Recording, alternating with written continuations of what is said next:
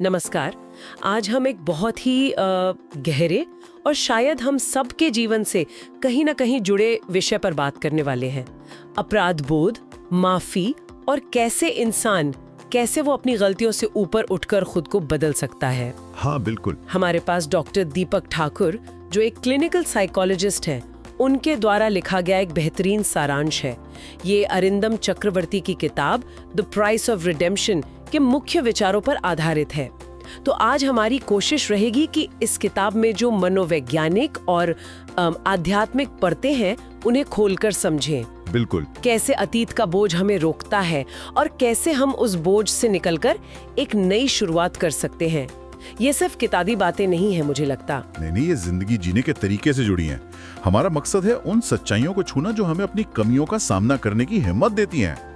ये समझना कि कैसे हम अपनी पुरानी चुभने वाली यादों और गलतियों के असर को बदल सकते हैं। ये एक तरह से खुद को दोबारा पाने की यात्रा है। चलिए इसी यात्रा की शुरुआत करते हैं उस एहसास से जिसे हम सब कभी न कभी महसूस करते ही हैं।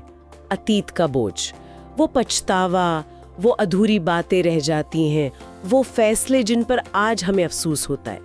किताब की सबसे पहली और शायद सबसे ईमानदार बात यही है कि हम सब में कमियां हैं, कोई भी परफेक्ट नहीं है। सही कहा। लेकिन सवाल ये है कि इन कमियों का, इन गलतियों का हम करते क्या हैं? यही सबसे अहम सवाल है, क्योंकि अगर हम इन घावों को, इन यादों को यूं ही छोड़ दें, उन्हें भरने का मौका ना दें, तो वो हमारे आज पर हावी हो जाते हैं। लेखक ने इसे बहुत ही शक्तिशाली तरीके से कहा है। जरा इस पंक्ति पर गौर कीजिएगा। The past when left unhealed becomes a tyrant that rules today. ओहो, अतीत एक तानाशाह बन जाता है। सोचिए जरा, अगर हमने उसे ठीक नहीं किया, उसका सामना नहीं किया, तो वो हमारे आज के हर फैसले पर, हमारे रिश्तों पर, हमारी सोच पर वो कब्जा कर लेता है। ये कोई हवाई बात नहीं है, ये गहरा मनोवैज्ञानिक सच है। हम अनजाने में ही उस अतीत के गुलाम बन जाते हैं। ये बात तो सोचने पर मजबूर करती है कि कैसे बीता हुआ कल हमारे आज को कंट्रोल कर सकता है। यहीं पर किताब रिडेम्पशन यानी प्रायश्चित के विचार को सामने लाती है। ये शब्द सुनने में थोड़ा भारी लगता है ना, शायद थोड़ा धार्मिक भी। हाँ, लगता तो है। लेकिन किताब इसे किस नजरिए से देखती है? क्या ये सिर्फ माफी मांग लेना है या कुछ और? नहीं, ये उससे कहीं ज्यादा गहरा है। किताब इसे महज गलतियों को मिटाने की कोशिश की तरह नहीं देखती, बिल्कुल नहीं, बल्कि ये उस गलती के अर्थ को बदलने की प्रक्रिया है। जैसा कि लेखक कहते हैं, और ये पंक्ति प्रायश्चित के सही मतलब को खोलती है। Redemption does not erase the past, but it transforms it's meaning. अच्छा, मतलब ये अतीत मिटाता नहीं, पर उसके मायने बदल देता है। हाँ, इसका सार समझिए, प्रायश्चित इतिहास को बदल नहीं सकता। जो हो गया वो हो गया, वो पत्थर की लकीर है। लेकिन वो उस घटना के मायने बदल सकता है। जो चीज पहले शर्मिंदगी या दुख का कारण थी, वही चीज सीखने का, सहानुभूति विकसित करने का और शायद ज्यादा समझदार इंसान बनने का जरिया बन सकती है। अच्छा, ये है असली बदलाव, नजरिए का बदलाव। ये उम्मीद जगाता है कि हम अपने अतीत को एक तरह से दोबारा लिख सकते हैं, उसके प्रभाव को बदल सकते हैं। मतलब अतीत की घटना वही रहती है, पर हमारे लिए उसका मतलब बदल जाता है। ये सुनने में तो बहुत अच्छा लगता है, लेकिन क्या ये वाकई इतना आसान है? क्या कोई भी अपनी बड़ी से बड़ी गलती के मायने ऐसे ही बदल सकता है? किताब जरूर कहती होगी कि इसकी कोई ना कोई कीमत तो चुकानी पड़ती होगी। हाँ बिल्कुल, और किताब इस मामले में बिल्कुल स्पष्ट है। ये कोई जादू की छड़ी नहीं है कि घुमाई और सब ठीक हो गया। इस बदलाव की, इस प्रायश्चित की एक कीमत है, लेकिन ये कीमत पैसों या बाहरी चीजों में नहीं है। ये अंदरूनी कीमत है। अंदरूनी कीमत जैसे? पहली कीमत है विनम्रता, ये मानना कि हाँ, मुझसे गलती हुई, मैं परफेक्ट नहीं हूं। दूसरी कीमत है साहस, अपनी गलतियों और उनके नतीजों का सामना करने की हिम्मत। और तीसरी, शायद सबसे मुश्किल, सच को, चाहे वो कितना भी कड़वा क्यों ना हो, स्वीकार करने की हिम्मत। ये तो मुश्किल है। लेखक इस कीमत को और भी साफ करते हुए कहते हैं, the price of redemption is not the erasure of debt, but the transformation of the debtor. एक minute, transformation of the debtor, कर्जदार का बदलना। हाँ, इस पर थोड़ा रुक कर सोचते हैं। कीमत कर्ज मिटाना नहीं, बल्कि कर्जदार का बदलना है।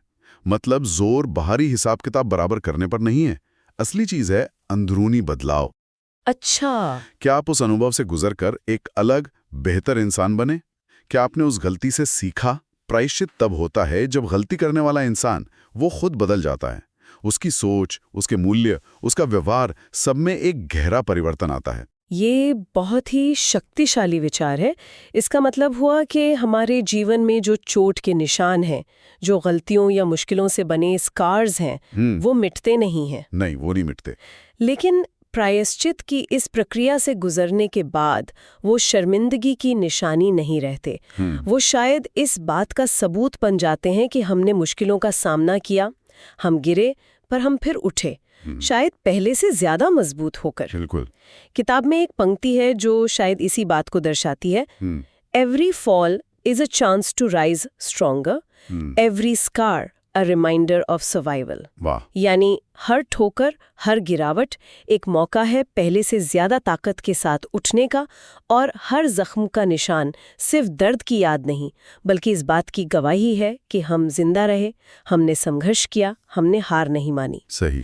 ये नजरिया शर्म को गर्व तो नहीं, पर कम से कम स्वीकार्यता और हाँ, ताकत में जरूर बदल सकता है। बिल्कुल सही कहा आपने। और ये समझना भी जरूरी है कि ये जो बदलाव की यात्रा है ना, ये कोई सीधी सड़क नहीं है। कोई फाइनल डेस्टिनेशन नहीं है कि बस पहुंच गए और सब ठीक हो गया। नहीं, ये एक लगातार चलने वाली प्रक्रिया है, एक सफर। इसमें बार बार ठोकर लगना, गिरना, ये सब शामिल है।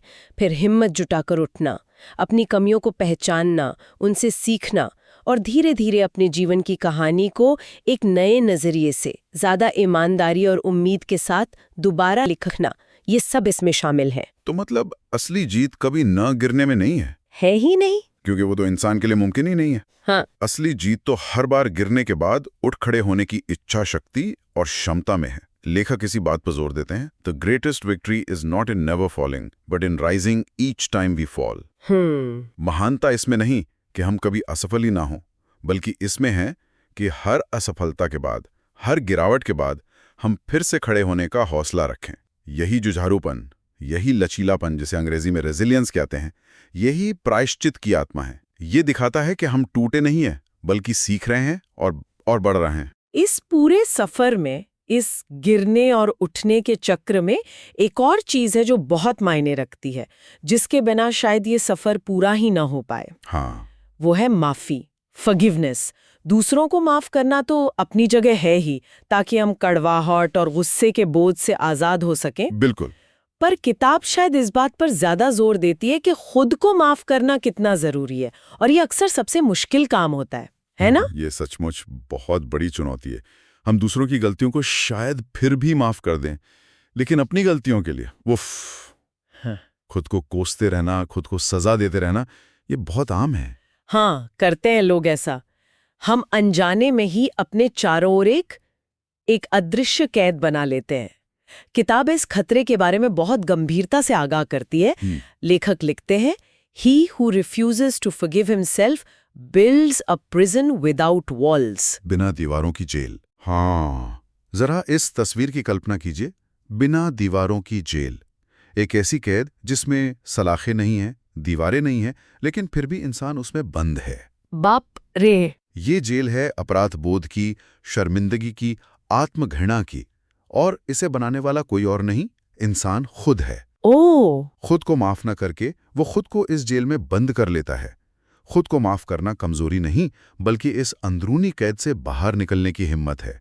ये आत्मकरुणा है, ये स्वीकार्यता है कि हाँ, मैं इंसान हूं, मुझसे गलती हुई, पर मैं उस गलती में ही कैद होकर नहीं रहूंगा या रहूंगी। ये बिना दीवारों की जेल वाली बात वाकई सोचने पर मजबूर करती है।